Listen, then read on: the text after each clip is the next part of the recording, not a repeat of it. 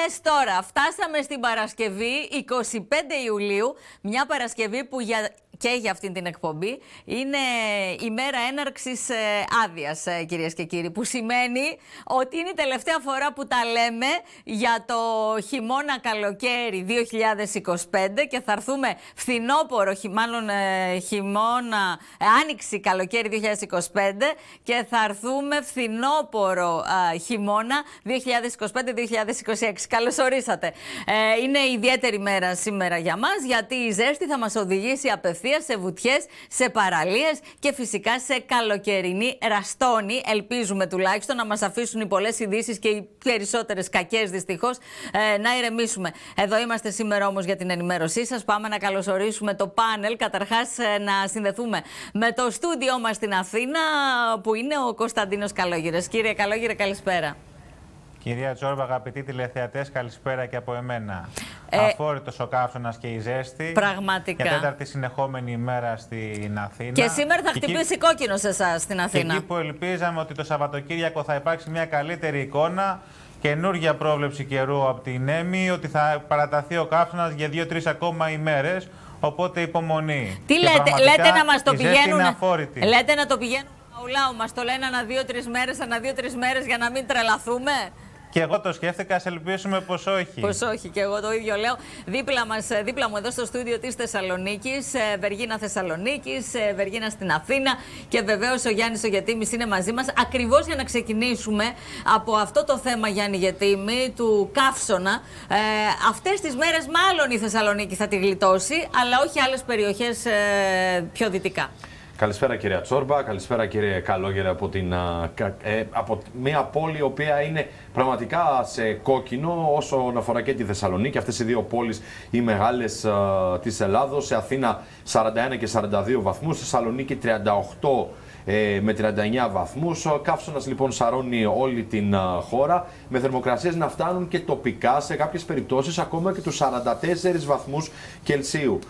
Μέσα σε όλο αυτό το κύμα καύσωνα να πούμε ότι για παράδειγμα χτες για δεύτερη φορά αναζωπυρώθηκε και η φωτιά στο Φενεό της Κορυθίας, όπου έκαψε σχεδόν 12.000 στρέμματα. Εκτός αυτού, τα μελτέμια που ενισχύονται σήμερα αυξάνουν σε όλη τη χώρα το κίνδυνο πυρκαγιάς. Βλέπουμε ότι δεν είναι μόνο οι υψηλές θερμοκρασίες, αλλά και οι υψηλές αυτές τις βάζουν σε κίνδυνο πολλές περιοχές της χώρας μας λόγω κινδύνου πυρκαγιάς. Πρέπει πραγματικά να κινούμαστε και να κάνουμε τα απολύτως απαραίτητα, κυρία Τσόρμπα, δηλαδή να βγαίνουμε μόνο για τις απαραίτητες εξόδους μας, κάποιες δουλειές οι οποίες δεν χωράνε αναβολές.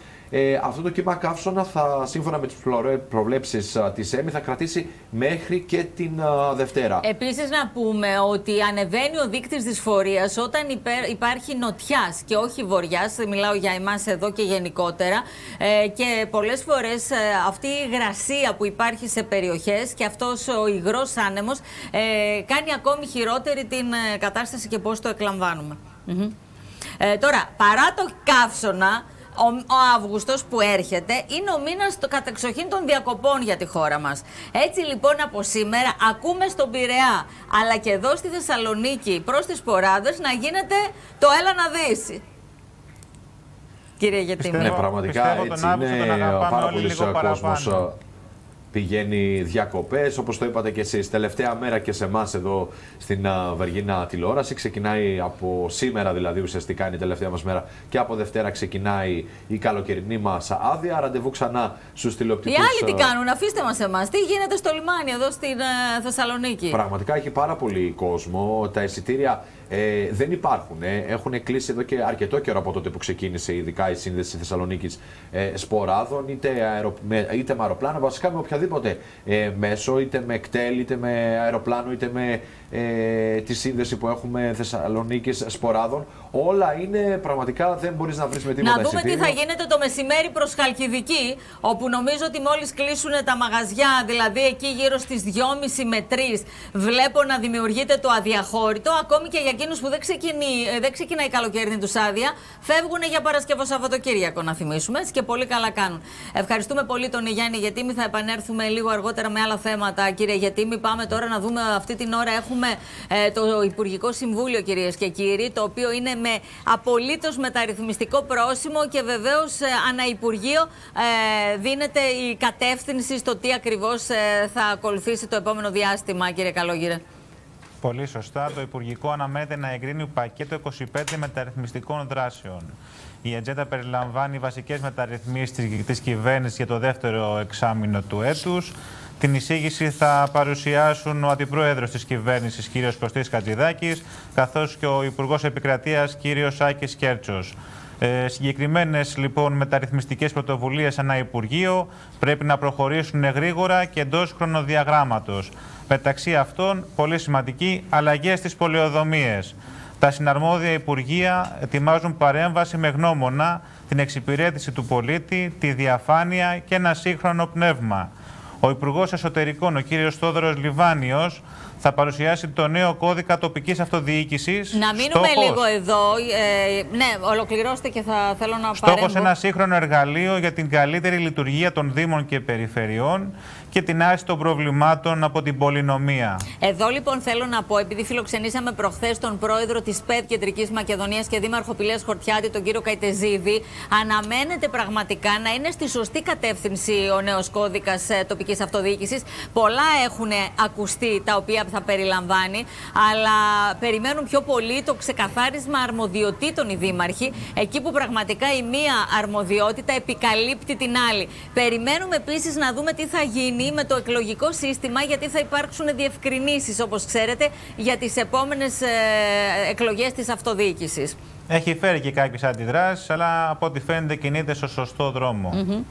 Και έχουμε και τον κύριο Παπαστεργίου, νομίζω. Φυσικά, ο κύριος Παπαστεργίου, ο Υπουργός Ψηφιακής Διακυβέρνησης, φέρνει νομοσχέδιο για την ψηφιακή ενίσχυση της οδικής ασφάλειας, που σημαίνει παρακολούθηση και βελτίωση της οδικής συμπεριφοράς, καθώς εκπαίδευση και ενημέρωση των πολιτών για ασφαλή οδήγηση. Μάλιστα. Λοιπόν, αναμένουμε έτσι πραγματικά όλα αυτά να εξελιχθούν και να ψηφιστούν για να δούμε τι μας ξημερώνει. Πάμε τώρα στο μεγάλο θέμα των ημερών, που είναι η ανακοίνωση των βάσεων εισαγωγής στα ανώτερα και ανώτατα εκπαιδευτικά ιδρύματα.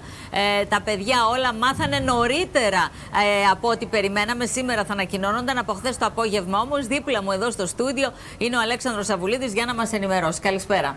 Καλησπέρα λοιπόν. Τέλος στην αγωνία των χιλιάδων υποψηφίων που συμμετείχαν στις παραλλαδικές εξετάσεις, καθώς ανακοινώθηκαν από χθες, μία μέρα νωρίτερα, οι βάσεις εισαγωγής στα ανώτατα ιδρύματα της χώρας. Συνολικά 88.000 υποψήφοι συμμετείχαν στις φετινές παραλλαδικές εξετάσεις, διεκδικώντας 68.000 θέσεις σε πανεπιστημιακές σχολές για το νέο ακαδημαϊκό έτος. Ο συνολικός αριθμός των υποψηφίων για επιλογή ανήλθε στις 70.000, από τους οποίους οι 59.000 είναι υποψήφοι με διαδικασίες ΓΕΛ και οι 11.000 υποψήφοι με τις διαδικασίες των ΕΠΑΛ. Συνολικά εισήχθησαν στα πανεπιστήμια 62.000 υποψήφοι από ΓΕΛ και ΕΠΑΛ. Τώρα να δούμε λίγο για τις βάσεις, ποιες είναι οι φετινές διαφορές σε σχέση με πέρσι. Υπάρχουν αρκετές αυξομοιώσεις, καθώς βλέπουμε πως η τεχνική ηλεκτρονικών υπολογιστών στο Εθνικό Μετσόβιο Πολυτεχνείο έπεσε κατά 11 μόρια, ενώ στο Απειθήτα η ίδια σχολή ανέβηκε κατά 40 μόρια, στο Ναυπηγών στο Εθνικό Μετσόβιο Πολυτεχνείο συν 80, στη Νομική Αθηνών μείον 150 μόρια σε σχέση με πέρσι και στην Νομική του Αριστοτέλου Πανεπιστημίου Θεσσαλονίκης μείον 60. Ενώ οι σημαντικότερες αλλαγές που έχουν προκύψει, θα πω αυτό Χριστίνα και θα ολοκληρώσω, είναι στην πληροφορική και τηλεπικοινωνιών, στο ΕΚΠΑ, το οποίο είναι φέτος στα συν 20, συν 120 μόρια, ενώ σχολές όπως Διοικητικής Επιστήμης και Τεχνολογίας είδαν στα 225 μόρια αύξηση και Μάρκετινγκ και Επικοινωνίας στα 375. Αύξηση, το μάρκετινγκ. Αύξηση, σωστά. Λογικό. Ενώ είδαμε πτώση στις σχολές ψυχολογίας. Με τη σχολή ψυχολογίας του ΕΚΠΑ να βλέπει μια μείωση 120 μορίων και η ψυχολογία του Απειθήτα μια μείωση 190 μορίων. Τι καταδεικνύουν όλα αυτά? Ότι τα παιδιά αρχίζουν και στρέφονται σε αυτές τις δουλειές που νομίζουν ότι θα τους ανοίξουν το επαγγελματικό τους μέλλον και θα μπορέσουν να βρουν αύριο εργασία. Προς το παρόν σε. Να σου ευχηθούμε καλή αρχή. Εννοείται, καλή αρχή. Ποιος δεν καταφέρει το στόχο του, η ζωή δεν σταματάει εδώ. Κάθε εμπόδιο για καλό. Ακριβώς αυτό. Αλέξανδρε, σε ευχαριστούμε προς το παρόν. Θα επανέλθουμε. Πάμε τώρα στη διεθνή επικαιρότητα, κυρίες και κύριοι. Εκεί όπου ο Εμμανουέλ Μακρόν χθες κοίταξε να κάνει τη διαφορά. Δεν ξέρω τι πέτυχε. Η Γαλλία λέει θα αναγνωρίσει Παλαιστινιακό κράτος τον Σεπτέμβριο. Το Ισραήλ φυσικά από αυτό εξαγριώνεται, ενώ οι Ηνωμένες Πολιτείες απορρίπτουν το σχέδιο στεναρά. Να παρακολουθήσουμε το ρεπορτάζ και να σχολιάσουμε στη συνέχεια. Τις αντιδράσεις έχει προκαλέσει στο Ισραήλ η απόφαση του Γάλλου Προέδρου Εμμάνουελ Μακρόν, ο οποίος με ανάρτησή του στα μέσα κοινωνικής δικτύωσης ανακοίνωσε πως η Γαλλία θα αναγνωρίσει το Παλαιστινιακό κράτος. Πιστός στην ιστορική του δέσμευση για μια δίκαιη και διαρκή ειρήνη στη Μέση Ανατολή, αποφάσισα ότι η Γαλλία θα αναγνωρίσει το κράτος της Παλαιστίνης. Θα κάνω αυτή την επίσημη ανακοίνωση στη Γενική Συνέλευση των Ηνωμένων Εθνών τον επόμενο Σεπτέμβριο. Πρέπει να εφαρμόσουμε αμέσως κατάπαυση του πυρός, να απελευθερώσουμε όλους τους ομήρους και να παράσχουμε μαζική ανθρωπιστική βοήθεια στο λαό της Γάζας. Πρέπει επίσης να διασφαλίσουμε την αποστρατικοποίηση της Χαμάς και να ασφαλίσουμε και να αναδοκομίσουμε τη Γάζα. Δεν υπάρχει εναλλακτική λύση. Υπό το φως των δεσμεύσεων που μου ανέλαβε ο πρόεδρος της Παλαιστινιακής Αρχής, του έγραψα εκφράζοντας την αποφασιστικότητά μου να προχωρήσω. Εμπιστοσύνη, σαφήνεια και δέσμευση. Θα κερδίσουμε την ειρήνη. Άμεση ήταν η απάντηση του Ισραηλινού Προέδρου Μπενιαμίν Νετανιάχου, δηλώνοντας πως καταδικάζει έντονα την απόφαση του Προέδρου Μακρόν να αναγνωρίσει ένα Παλαιστινιακό κράτος δίπλα στο Τελ-Αβίβ μετά τη σφαγή της 7ης Οκτωβρίου. Αυτή η απόφαση επιβραβεύει την τρομοκρατία και διακινδυνεύει τη δημιουργία ακόμη ενός Ιρανικού προτεκτοράτου όπως συνέβη στη Γάζα. Ένα Παλαιστινιακό κράτος υπό αυτές τις συνθήκες θα ήταν εφαλτήριο για την εξάντληση του Ισραήλ, όχι για να ζήσει ειρηνικά δίπλα του. Ας είμαστε σαφείς, οι Παλαιστίνοι δεν επιδιώκουν ένα κράτος δίπλα στο Ισραήλ, επιδιώκουν ένα κράτος αντί του Ισραήλ. Έντονες αντιδράσεις προκάλεσε και στις Ηνωμένες Πολιτείες σε ανάρτηση Μακρόν, με τον Υπουργό Εξωτερικών Μάρκο Ρούμπιο να χαρακτηρίζει την απόφαση του Γάλλου Προέδρου ως αψήφιστη, προσθέτοντας πως η απόφαση εξυπηρετεί παρά μόνο την προπαγάνδα της Χαμάς και συνιστά πισωγύρισμα για την ειρήνη. Αυτή η αψήφιστη απόφαση δεν εξυπηρετεί παρά μόνο την προπαγάνδα της Χαμάς και αποτελεί πισωγύρισμα για την ειρήνη. Είναι ράπισμα στο πρόσωπο των θυμάτων της 7ης Οκτωβρίου. Έχει ιδιαίτερο ενδιαφέρον πραγματικά αυτή η ηχηρή παρέμβαση του Προέδρου Μακρόν. Σύμφωνα με το CNN, να προσθέσουμε ότι ο ίδιος ο Γάλλος Πρόεδρος πιστεύει ότι αυτή είναι η κατάλληλη στιγμή για να δράσει. Ενώ οι ηγέτες της Γαλλίας, του Ηνωμένου Βασιλείου και της Γερμανίας σήμερα, κυρίες και κύριοι, θα συζητήσουν την ανάγκη για επίγουσα δράση για τα νέα χαμηλά επίπεδα ανθρωπιστικής βοήθειας στη Γάζα. Η πραγματικότητα είναι ότι είναι μια τολμηρή κίνηση. Δεν ξέρω αν έχει επικοινωνιακό χαρακτήρα, αλλά πολλοί υποστηρίζουν ότι είναι πιθανό να το πάρει πίσω στο τέλος ο πρόεδρος Μακρόν. Κωνσταντίνε. Λογικά κάπως έτσι θα είναι. Το μόνο που θα μπορούσε να το χρησιμοποιήσει είναι ως μοχλός πίεσης προς το Ισραήλ, έτσι ώστε να έρθει πιο γρήγορα σε μια συμφωνία για εκεχηρία και κατάπαυση του πυρός στη λωρίδα της Γάζας. Όπως και να έχει, είναι μια απόφαση η οποία ξαφνιάζει και από ό,τι φαίνεται κινείται σε λάθος γραμμή. Προκαλεί πάντως πάρα πολύ και το Ισραήλ και τις Ηνωμένες Πολιτείες. Ίσως να έχει επηρεαστεί ο κύριος Μακρόν και από τη ζέστη. Δεν ξέρουμε από τι επηρεάστηκε. Θεωρώ ότι μάλλον ξέρει καλά τι κάνει. Δεν ξέρω όμως αν θα του βγει. Από εκεί και πέρα τώρα πάμε στην οικονομία που πάντα έχει τον πρώτο λόγο. Η Εμπορική Συμφωνία Ηνωμένων Πολιτειών Ιαπωνίας εκτοξεύει τις μετοχές των αυτοκινητοβιομηχανιών, κυρίες και κύριοι. Σύμφωνα με τις πληροφορίες, η Ιαπωνία σκοπεύει να επενδύσει $550 δισεκατομμύρια στις Ηνωμένες Πολιτείες. Να θυμηθούμε ότι χθες αναφερόμασταν στο ότι υπεγράφει η Εμπορική Συμφωνία Ηνωμένων Πολιτειών Ιαπωνίας, η οποία προβλέπει μείωση των δασμών σε ορισμένα ιαπωνικά προϊόντα που εξάγονται στην Αμερική από το 25% στο 15%. Οι δασμοί αυτοί είναι χαμηλότεροι από εκείνους που πρότεινε ο πρόεδρος Τραμπ σε επιστολή που απέστειλε στην Ιαπωνία, σε περίπτωση που οι δύο χώρες δεν καταφέρουν να καταλήξουν σε συμφωνία. Ωστόσο, το νέο ποσοστό παραμένει, να πούμε, υψηλότερο σε σύγκριση με τους τρέχοντες δασμούς που αγγίζουν το 10% και οι οποίοι επιβάλλονται στις ιαπωνικές εξαγωγές προς τις Ηνωμένες Πολιτείες. Βλέπουμε ότι το θέμα αυτό των δασμών συνεχίζεται, τα ποσοστά, οι εξαγωγές, δημιουργείται μια μεγάλη αναμπομπούλα στο παγκόσμιο εμπορικό ισοζύγιο, έτσι όπως εξελίσσονται τα πράγματα. Μένει να δούμε ποιοι θα είναι οι κερδισμένοι και ποιοι οι χαμένοι στο τέλος. Ο κύριος Τραμπ ξέρει από συμφωνίες, ξέρει να κερδίζει πράγματα για τη χώρα του. Βλέπουμε, μίλησε και έκανε και ανάρτηση ο κύριος Τραμπ. Ίσως η μεγαλύτερη συμφωνία για το εμπόριο που κλείστηκε ποτέ. Οι ιαπωνικές επενδύσεις πάνω από $550 δις για τις Ηνωμένες Πολιτείες Αμερικής. Εκατοντάδες θέσεις εργασίας που θα δημιουργηθούν στη χώρα του. Και να δούμε τώρα, Κωνσταντίνε, το γεγονός ότι σύμφωνα με το ΙΕ το Ιράν αρνείται κάθε περιορισμό στον εμπλουτισμό ουρανίου. Έτσι ακριβώς. Το Ιράν αρνείται κάθε περιορισμό στον εμπλουτισμό ουρανίου. Αυτό έκανε σε δήλωσή του ο αναπληρωτής Υπουργός Εξωτερικών του Ιράν και επικεφαλής διαπραγμάτευσης για το πυρηνικό πρόγραμμα. Σε κλειστή ενημέρωση ανταποκριτών του ΟΗΕ, απέρριψε κάθε ενδεχόμενο αναστολής του εμπλουτισμού ουρανίου ως ένδειξη καλής θέλησης. Η Τεχεράνη, όπως ανέφερε, θα συνεχίσει τον εμπλουτισμό βάσει των εγχώριων αναγκών και των δικαιωμάτων της στο πλαίσιο του διεθνούς δικαίου. Διέψευσε ότι το Ιράν συμφώνησε ποτέ να περιορίσει τον εμπλουτισμό στο 1%. Αυτή τη στιγμή να ενημερώσουμε και ότι το Ιράν εμπλουτίζει το ουράνιό του ως και στο 60%, πολύ πάνω από το 3,67% που προέβλεπε η συμφωνία του 2015.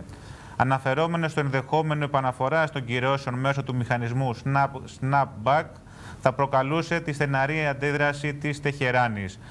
Παρ' όλα αυτά όμως, στην προοπτική διαπραγμάτευσης αναφέρθηκε στο ότι παρά την ένταση μεταξύ των πλευρών, η χώρα του παραμένει ανοιχτή σε διαπραγματεύσεις με Ηνωμένες Πολιτείες Αμερικής και Ευρωπαϊκή Ένωση. Τώρα δεν ξέρω αν είναι αυτός ο συγκεκριμένος, αλλά απέφυγες τεχνιέντος, Κωνσταντίνε, να αναφερθεί στο όνομα, στο επίθετο μάλλον. Όλοι αυτοί οι άνθρωποι έχουν για μας πάρα πολύ δύσκολα επίθετα. Εγώ θέλω να το πω Καζέμ Γαριμπανταντί. Άντε τώρα δηλαδή να το πεις όπως πρέπει να το πεις. Γαριμπανταντί, κυρίες και κύριοι, είναι ο κύριος και αυτός. Να το πεις και να μην παρεξηγηθεί κιόλας, ότι το πες και λάθος. Σωστό. Λοιπόν, πάμε τώρα να δούμε με κάτι που καθόλου δεν γελάμε. Προκαλεί ξανά ο Ερντογάν, κυρίες και κύριοι. Χαρακτήρισε την Αγία Σοφιά σύμβολο της άλωσης της Κωνσταντινούπολης. Ο Τούρκος πρόεδρος ανέφερε πως η Αγία Σοφιά αναστήθηκε όταν μετατράπηκε σε τζαμί. Καλά, το θράσος του έτσι κι αλλιώς δεν έχει όρια. Εκμεταλλεύτηκε για άλλη μια φορά την επέτειο από την μετατροπή της Αγίας Σοφιάς σε τζαμί που έγινε 5 χρόνια πριν, μετά την απόφαση που είχε προκαλέσει διεθνείς, να πούμε, αντιδράσεις. Κατά τη γνώμη μου, όχι στο βαθμό που θα έπρεπε οι αντιδράσεις αυτές. Και φυσικά έστειλε νέο πολιτικό μήνυμα μέσω ανάρτησής του στο X, στην οποία συνοδεύει φωτογραφία της Αγίας Σοφιάς με την υπογραφή του. Εξέφρασε την ατελείωτη ευγνωμοσύνη του στο Θεό που μας έδωσε την ευκαιρία να παρακολουθήσουμε την Ανάσταση της Αγίας Σοφιάς.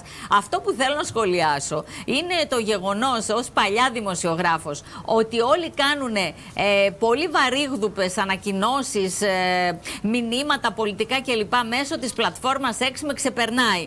Αυτό επίτηδες το λέω, γιατί πολλοί στην Ελλάδα έχουν μείνει εντελώς πίσω, νομίζοντας ότι το να ανακοινώσεις κάτι ή να πεις κάτι στα μέσα κοινωνικής δικτύωσης δεν έχει βαρύτητα και σημασία.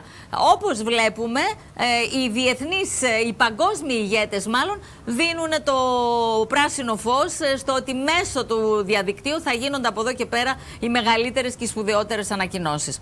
Πολύ σωστά. Δυστυχώς κάθε μέρα και μία νέα πρόκληση από τον Ερντογάν και από την Τουρκία. Από την άλλη, εμείς μένουμε απαθείς. Έχουμε υιοθετήσει την έννοια του πολιτισμού και τη βάση του πολιτισμού θα κινούμαστε και ότι αυτοί είναι οι βάρβαροι. Και βλέπουμε λοιπόν ότι σε εισαγωγικά βάρβαροι κάνουν ό,τι θέλουμε και εμείς έχουμε χορτάσει πολιτισμό. Πραγματικά. Γιατί αν είσαι σε αυτό το επίπεδο που είμαστε εμείς και οι άλλοι είναι σε πολύ χαμηλότερο, αν δεν πέσεις εσύ κάποια στιγμή στο επίπεδό τους, δεν πρόκειται να καταλάβουν τίποτα. Αυτό είναι κανόνας της ψυχολογίας. Τώρα, πριν το 15 Αύγουστο, τίθενται σε ισχύ νέες ευνοϊκότερες χρεώσεις στα ATM, αυτό που έπρεπε να γίνει. Σήμερα ψηφίζεται στη Βουλή η σχετική τροπολογία. Να δούμε το σχετικό ρεπορτάζ. Πριν το 15 Αύγουστο και ειδικότερα στις 11 του ερχόμενου μήνα αναμένεται να τεθεί σε ισχύ το μέτρο που θα δίνει τη δυνατότητα στους πολίτες να σηκώνουν χρήματα από οποιοδήποτε ATM ελληνικής τράπεζας χωρίς να πληρώνουν προμήθεια, ακόμη και αν η κάρτα τους δεν ανήκει στο ίδιο χρηματοπιστωτικό ίδρυμα με το μηχάνημα. Η σχετική αλλαγή έρχεται μέσα από τις νέες διατάξεις που ψηφίζονται σήμερα στη Βουλή και εμπεριέχονται ως τροπολογία στο νομοσχέδιο από τον τίτλο Εθνικός Τελωνειακός Κώδικας και άλλες διατάξεις. Μέσω αυτών τίθενται σε εφαρμογή οι νέοι κανόνες για τις χρεώσεις των τραπεζών. Όπως ανακοίνωσε μέσα στην εβδομάδα ο Υπουργός Εθνικής Οικονομίας και Οικονομικών Κυριάκος Περακάκης, ο στόχος είναι να μπει τέλος σε μια πρακτική που επιβάρυνε άδικα τους πολίτες για μια απλή καθημερινή συναλλαγή. Μόλις ο νόμος δημοσιευτεί στην εφημερίδα της κυβέρνησης, κάτι που αναμένεται στις αρχές επόμενης εβδομάδας, οι τράπεζες θα έχουν περιθώριο 2 εβδομάδες για να εφαρμόσουν τις αλλαγές. Αυτό σημαίνει πως το αργότερο, μέχρι τις 15 Αυγούστου, όλοι θα μπορούν να χρησιμοποιούν οποιοδήποτε ATM χωρίς να πληρώνουν τίποτα. Ή με ανώτατη χρέωση που δεν θα ξεπερνά το 1,5 ευρώ σε πολύ συγκεκριμένες περιπτώσεις.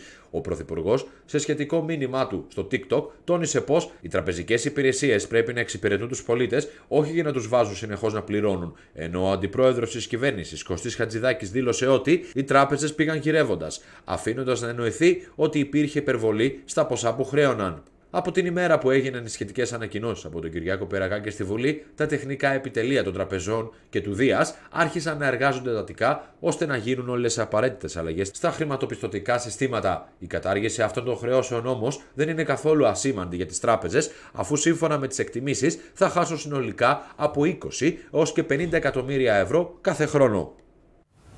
Να το πάλι που χτύπησε μέσω TikTok ο Έλληνας Πρωθυπουργός, έτσι, να τα λέμε αυτά. Πάλι καλά η κυβέρνηση έδειξε άμεσα αντανακλαστικά και μία άδικη πράξη. Την έφερε πάλι στην κανονικότητα. Δεν μπορούν οι τράπεζες με έμεσους τρόπους να πάνε και να χρεώνουν διάφορες έξτρα χρεώσεις στον κόσμο, οι οποίες δεν έχουν καμία ουσία. Ναι, βέβαια άργησε αρκετά. Αυτό έπρεπε να το κάνει πολύ νωρίτερα. Τέλος πάντων, τώρα που γίνεται, πάλι καλά είναι. Τώρα να δούμε, κυρίες και κύριοι, είπε κάτι πολύ ιδιαίτερο ο κύριος Χρυσοχοΐδης σε μια συνέντευξή του στο Action 24 χθες, σημειώνοντας ότι το 75% της εγκληματικότητας προέρχεται από τους Ρωμά. Παράλληλα είπε ότι το Σεπτέμβριο στην ΔΕΘ θα γίνει εξαγγελία για το νέο μισθολόγιο των ενστόλων, κάτι που πιέζει πάρα πολύ τους ένστολους οι οποίοι περιμένουν αυτές τις αυξήσεις. Πάντως μίλησε και για το πρόβλημα της εγκληματικότητας στην Αττική, το οποίο σχετίζεται με κοινωνικές ομάδες, όπως είπε, που ρέπουν στην εγκληματικότητα. Κάτι μου λέει ότι αυτό ισχύει και για τη Θεσσαλονίκη, ενώ σημείωσε ότι πρόκειται για μια διαρκής μάχη, επισημένοντας ότι ζούμε σε μια εποχή μεγάλης παραβατικότητας και βίας. Ευτυχώς που τα λέει αυτά ο Υπουργός, γιατί όταν κάποια στιγμή εκφράζουμε εμείς οι απλοί πολίτες την αίσθηση που έχουμε, και εγώ δημοσιογραφικά οφείλω να το πω, ότι έχει αυξηθεί πάρα πολύ βία και εγκληματικότητα, υπάρχουν εκείνοι που υποστηρίζουν ότι πάντα υπήρχε βία, αλλά δεν φαινόταν όπως σήμερα. Ισχύει. Γιατί όμως έχει αυξηθεί η βία? Μιλάμε καθημερινά με αστυνομικούς που μας αναφέρουν ότι συλλαμβάνουν τους δράστες, κάνουν πολύ καλά τη δουλειά τους, τους οδηγούν στη δικαιοσύνη, εκεί λαμβάνουν μια ημερομηνία για τη διεξαγωγή της δίκης, μέχρι τότε ξαναβγαίνουν έξω και ξανακλέβουν ή ξαναδιαπράττουν τις ίδιες πράξεις. Οπότε μπαίνει σε ένα φαύλο κύκλο το σύστημα, όπου ανακυκλώνεται συνέχεια με τα ίδια και τα ίδια περιστατικά που λαμβάνουν χώρα από τους ίδιους ανθρώπους. Ακριβώς αυτό, και από την άλλη δίνει συγκεκριμένα χαρακτηριστικά αυτή τη στιγμή για τους Ρωμά ο Υπουργός, ενώ την ίδια στιγμή γενικότερα ζούμε σε μια πολύ βίαιη εποχή, ακόμη και οι απλοί άνθρωποι εκφραζόμαστε πολλές φορές με βία, ενώ προφανώς τα ψυχικά νοσήματα πρέπει να έχουν χτυπήσει κόκκινο. Δίπλα μου στο στούντιο και πάλι ο Γιάννης Γετήμης για να μας πει για ένα πολύ περίεργο, θα έλεγα εγώ, περιστατικό βίας, καθώς κοπέλα πολύ νεαρή νομίζω στο TikTok ανέφερε με βιντεάκι της ότι την έπιασαν από το λαιμό και τη χτύπησαν. Ποιος? 21χρονη κοπέλα, οδηγός ταξί εδώ στη Θεσσαλονίκη.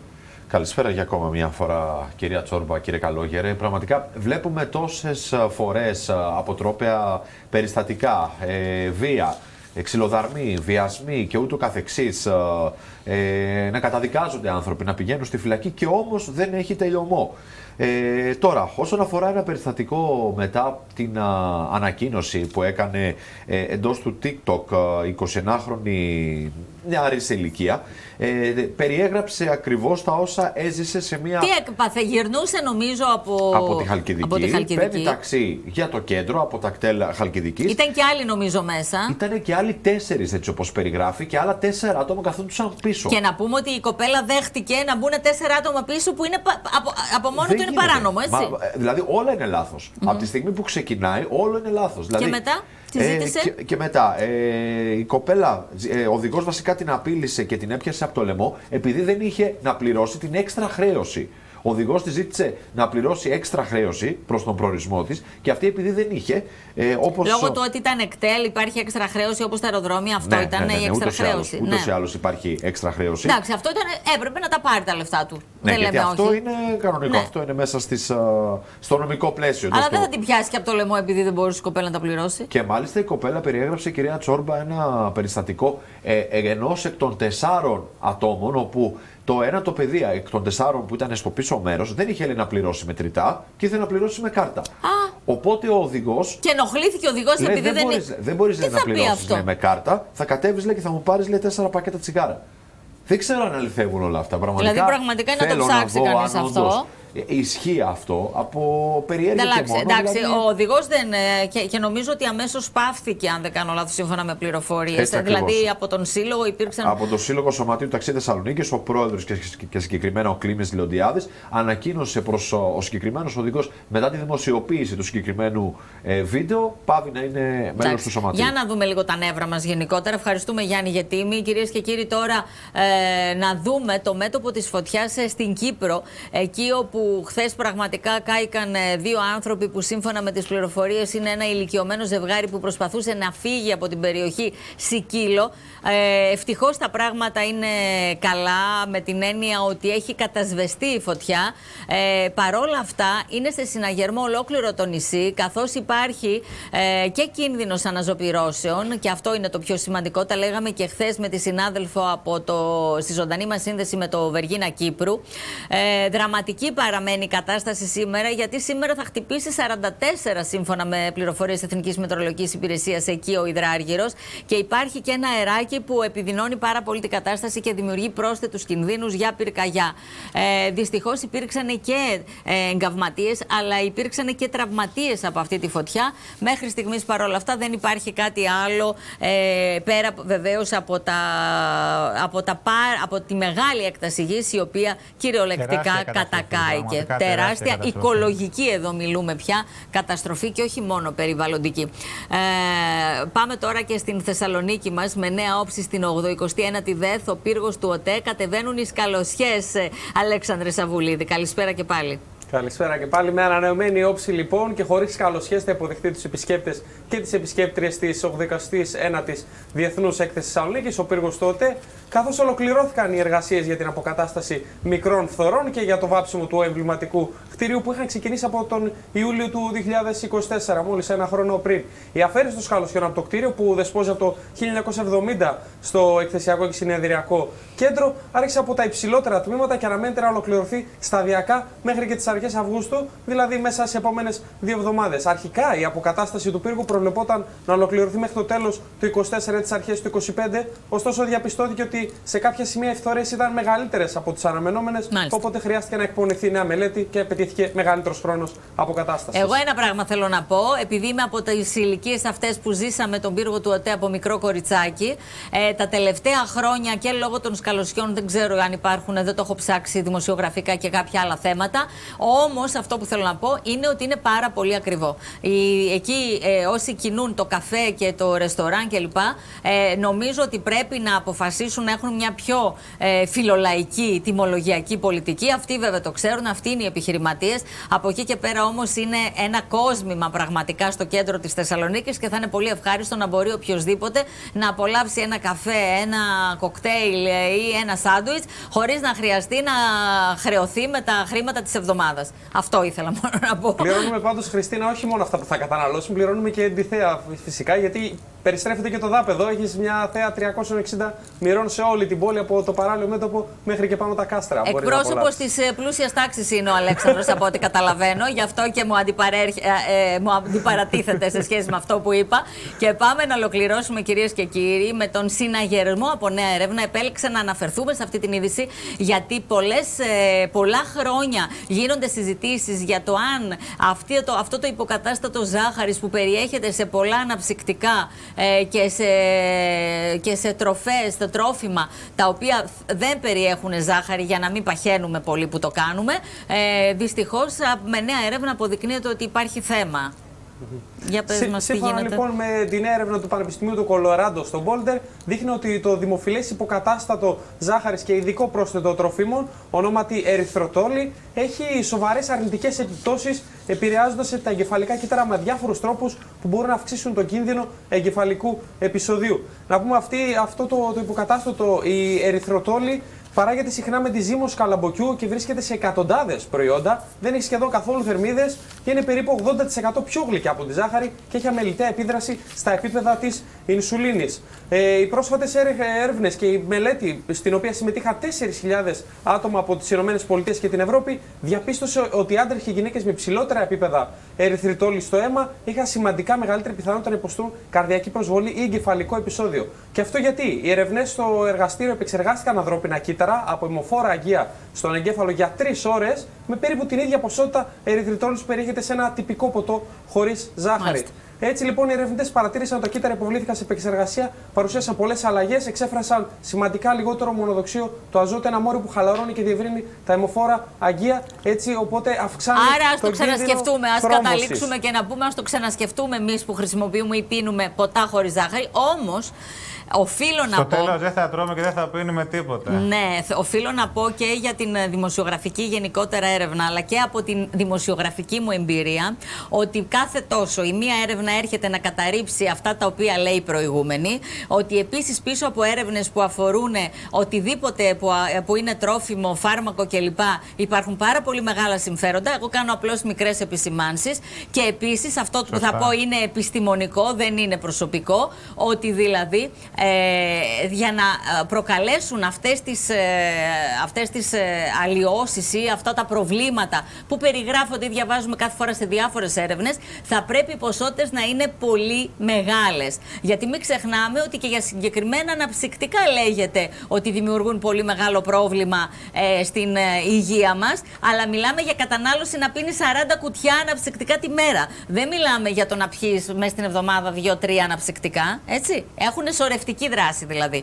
Αυτό το λέω γιατί με γιατρούς μιλάμε συνεχώς και αυτά μας λένε στις συνεντεύξεις. Ευχαριστώ πολύ τον Αλέξανδρο Σαβουλίδη και πάμε τώρα για θεαματικό φινάλε, κυρίες και κύριοι. Το θεαματικό έχει να κάνει με το γεγονός ότι αποχαιρετιόμαστε βεβαίως και λέμε καλό καλοκαίρι με τον Κωνσταντίνο Καλόγυρο, με τον οποίο δίνουμε ραντεβού το Σεπτέμβρη, αλλά μέχρι τότε, πριν ευχηθείς Κωνσταντίνε, διαβάζουμε theleader.gr και verginanews.gr, έτσι, και ενημερωνόμαστε.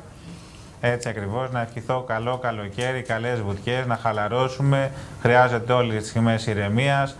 Ο Αύγουστος είναι ο καλύτερος μήνας γι' αυτό. Καλό καλοκαίρι σε όλους. Σας ευχαριστώ πολύ. Και εμείς ευχαριστούμε πολύ. Ραντεβού το Σεπτέμβρη, λοιπόν. Χαιρετισμούς και σε όλα τα παιδιά και στους τεχνικούς στο στούντιο της Βεργίνα στην Αθήνα που μας διευκολύνουν σε όλες αυτές τις συνδέσεις και είναι μαζί μας παρότι δεν φαίνονται. Ευχαριστώ πολύ. Επίσης, καλό καλοκαίρι. Ευχαριστώ πολύ. Και εμείς, κυρίες και κύριοι, θα πάμε διάλειμμα. Σε λίγο θα είναι μαζί μας ζωντανά εδώ στο στούντιο ο Αντιπεριφερειάρχης Μητροπολιτικής Ενότητας Θεσσαλονίκης, ο κύριος Κώστας Γιουτίκας, γιατί πολλά τα παιδεία, πολλές οι δράσεις, πολύ το τρέξιμο, να δούμε τι θα μας πει.